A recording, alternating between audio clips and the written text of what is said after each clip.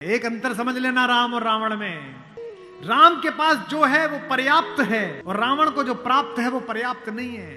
रावण के पास पंचकन्याओं में सबसे सुंदर स्त्री मंदोदरी जैसी सती मां उनकी पत्नी है, लेकिन उसके बाद भी जंगल में घूमते हुए एक तपस्वी की वल्कल पहने हुए युवती को अपनी रानी बनाना चाहता है। लेकिन युद्ध के आखिरी दिन जब रावण पड़ा हुआ है, नीचे निश्चेष्ट उसका शव पड़ा हुआ है, तो मंदोदरी ने विलाप करने के बाद पूछा, वो कहां गया जिसने इसे मारा?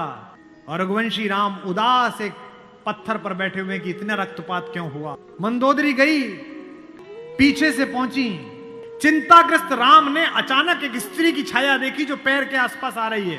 राम सचेत होकर उठे और पलटकर कहा कि देवी मैं आपको प्रणाम करता हूं, इस निर्जन रण क्षेत्र में आप कौन हैं? मंदोदरी ने कहा, हे राम, मैं रावण की दुर्भाग्यशाली पत्नी मंदोदरी हूं। राम ने कहा, मां मैं आपसे क्षमा चाहता हूं, लेकिन उसने अनीति की थी इसलिए मुझे उसको मारना पड़ा। मैं आपके इस शोक के लिए क्षमा चाहता हूं।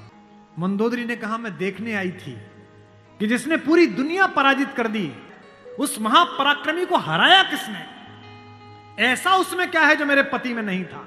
तो राम ने पूछा कि मां आपको पता चला क्या है?